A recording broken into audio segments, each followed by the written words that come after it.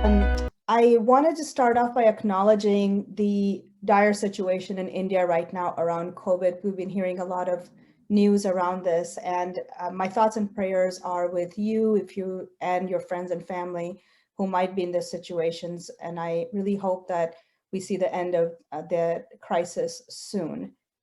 I think the COVID pandemic is also really relevant to this talk, even though I'm not touching on it specifically, because we know that those with chronic and serious illnesses have been really having a tough time with the pandemic. People who have gotten COVID have experienced organ failures and worsening of their conditions. We've also seen that there's been delays of care, especially around things that are treated more in the outpatient settings and mental health care. We also know that caregivers have suffered specifically during the pandemic.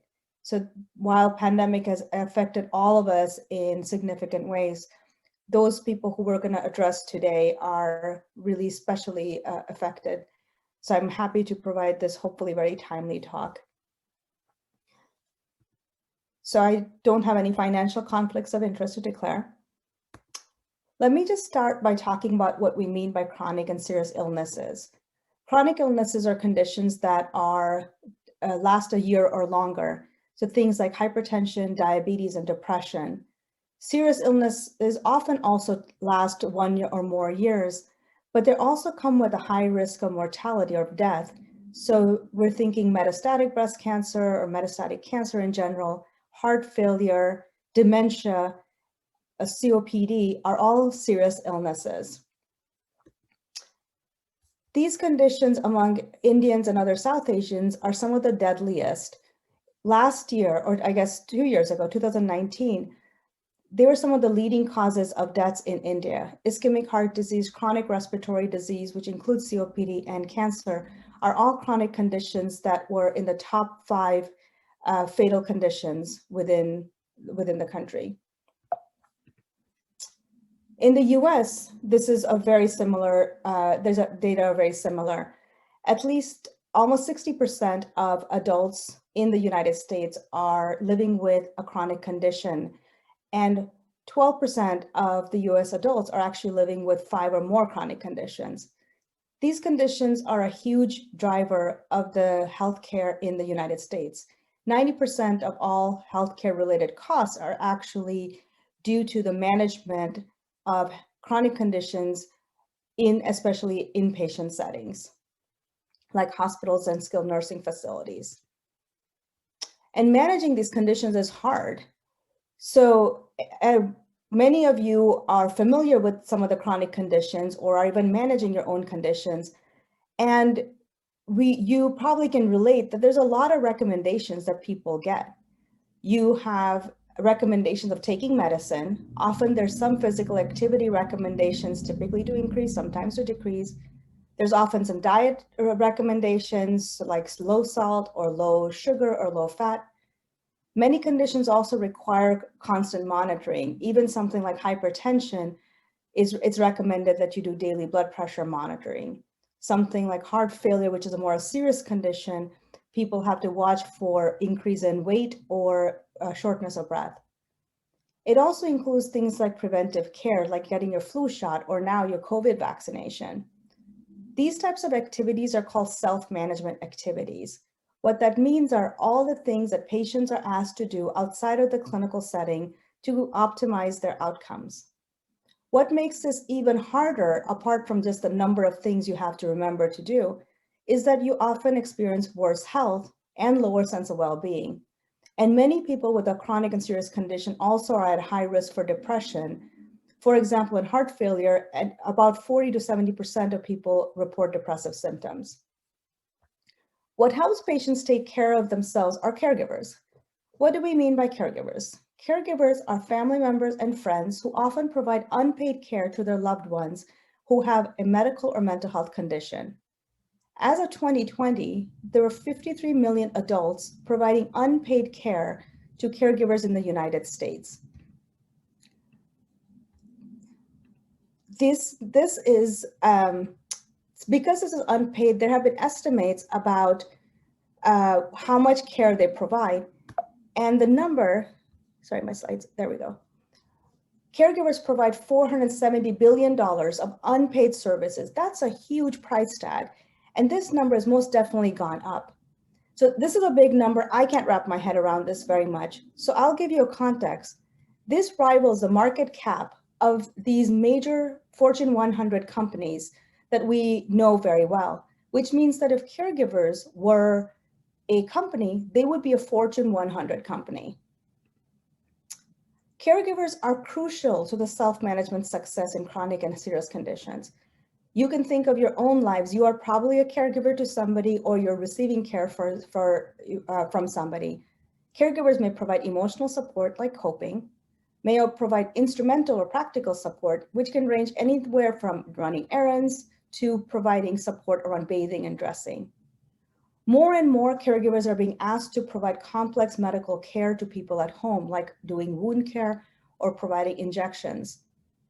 Caregivers also provide patients with care coordination by coordinating various specialty care teams and advocate for patients so that they get high quality care. It's probably not surprising that this comes at a great emotional and financial cost to caregivers. Caregiver burden is very common, and it's determined by the number of hours and the intensity of care. So for dementia, for example, people may provide on an average 20 to 40 hours of care a week, which is a half to full-time job. There's also a financial cost. On average, caregivers pay about $7,000 out of their own pockets to help somebody care for their conditions, for things like transportation or supporting for copays. For certain conditions like cancer or rare diseases that are more expensive to manage, this number is significantly higher. This is a report that came out last year, and these are pre-pandemic data, where there's a 10 million increase in the number of caregivers just in 5 years. Now 1 in 5 adults within the United States identifies as a caregiver. And caregiving is becoming harder. More Americans are caring for more than one person, reporting worse health, reporting difficulties coordinating care. They're also sharing that they've had at least one financial impact because of their caregiving roles and impacts on their professional careers. And this situation is about to get worse. Only about 10 years ago, there was about 7 caregivers available to adults 80 years or above in the United States. But in about less than 10 years from now, this number is projected to drop to 4 caregivers per an adult who's 80 years or above, which means that the amount of care being provided is now more concentrated, likely leading to worse outcomes. So if you are a caregiver, what can you do? Well, you can start by taking care of yourself. We often feel guilty when we do not feel like providing care, whether it's care for medical or mental health conditions, or even just caring for young children. That's okay. It's okay to feel guilty about it. Create a schedule that allows you to take breaks. Get help from other family members, friends, and even nursing aides. Among South Asians, there's a reluctance and stigma to obtaining home health care or using services like respite or long-term care. It's very important that these get added as options when needed. It often helps to talk with people like you if you're in this situation. But if you start feeling that you're more depressed, stressed, or burned out, definitely talk to your primary care provider or a mental health professional who can help you. There's also really great resources out there. These slides will be made available to you, so you can find these resources, or you can email me. I'm happy to share. These are some really great resources that also list other resources within these links. There's also a great organization in India called Caregivers Sathi, and they have a Facebook page as well. I highly recommend you join them. They really push out some excellent talks and materials. Switching to a population that's relevant to this crowd is caregiving among South Asians. Why should we focus on South Asians? South Asia comprises these 7 countries: India, Pakistan, Nepal, Bhutan, Bangladesh, Sri Lanka, and Maldives. There are 1.9 billion South Asians worldwide. 5.4 million South Asians live in the United States, and it's the most rapidly growing demographic in Santa Clara County, which is where we're located. Across the 7 countries, there are 419 spoken languages, and all major world religions are represented. Despite this diversity, there are shared cultural experiences that may have special salience in navigating serious illnesses. These are things like multiple family members who are involved in the care, expecting women to take on more of the caregiving responsibilities, and stigmas around conditions like cancer, which delays care sometimes fatally. Yet the South Asian experiences remain unknown and hidden within the healthcare system. Caregiving in South Asian cultures is culturally determined. South Asians are collectivist. We prioritize the needs of the group over the needs of the individual. There are motivations and expectations that are culturally embedded. So while in the Western culture, a lot of the caregiving is determined by love and affection, in the South Asian culture, often the motivation is family responsibilities and expectations based on intergenerational roles and gender roles. So you may have noticed that in the US report, 61% of caregivers are women.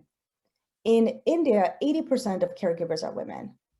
Another thing that makes it complicated is that we believe in the concept of seva, which means that taking care of somebody is similar to an act of devotion. So providing care can be seen as a privilege, making it really difficult for people to share a negative experience or feel guilty if they feel burned out or stressed. As people navigate, especially the healthcare system in the United States, they might run into barriers around health literacy and language. And the healthcare system is not designed to handle this cultural context. Caregiver needs is vastly understudied in South Asian countries. There are no national representative data sets that we can use. This study, which is a few hundred people, found that 67% of caregivers spend 10 or more hours caring for the patient, and more than 50% reported depression, especially if they cared for a spouse, lived with patients, had additional responsibilities beyond the healthcare, and provided at least 10 hours of care a day.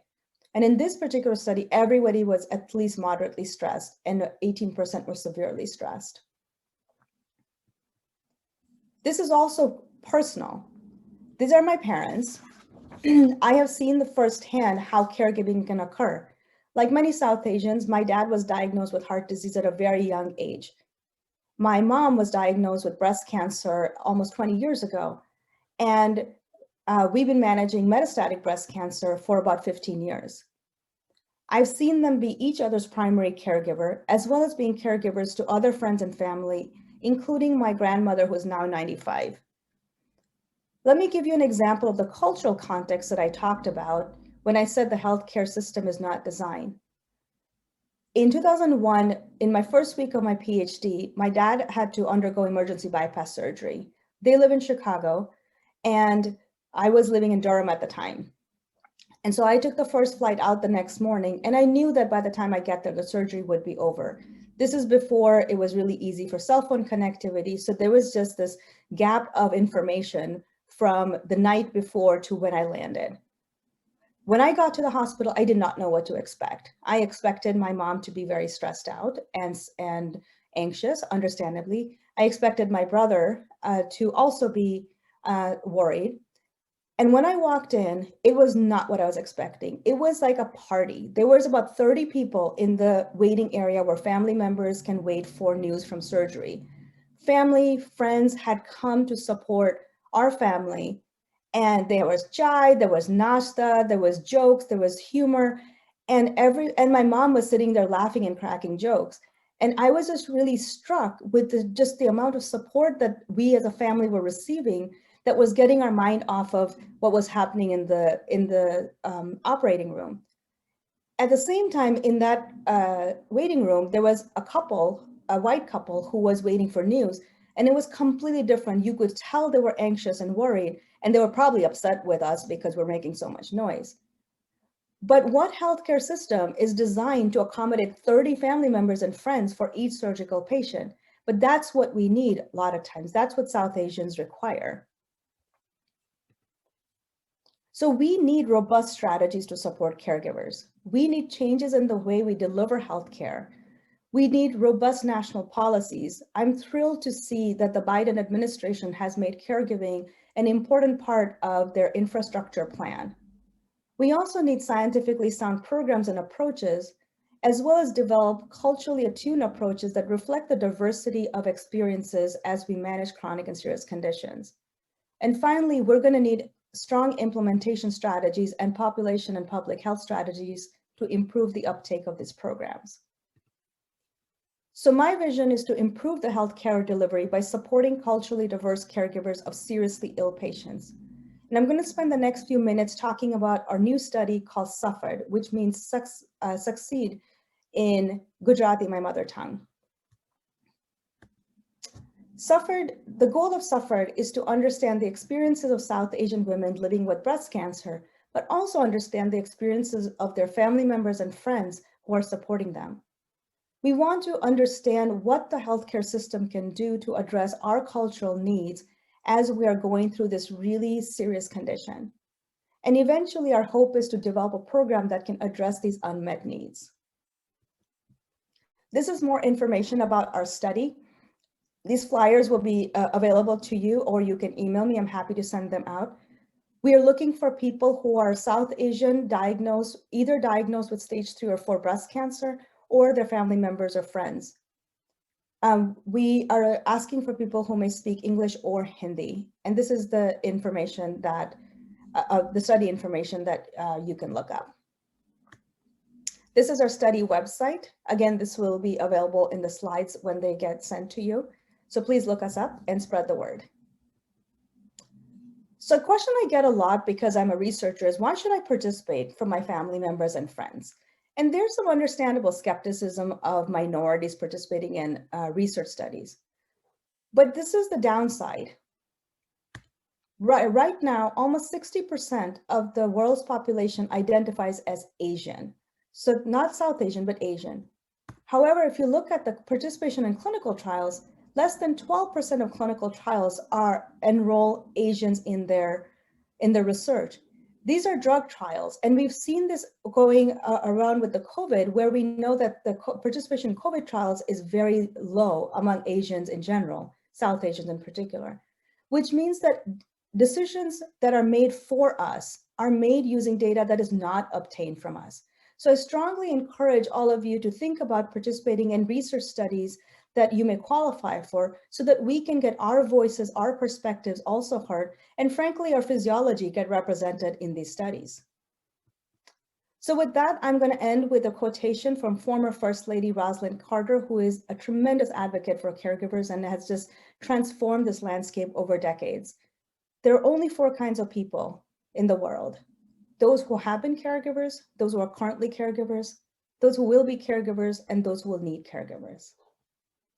With that, I thank you for your attention.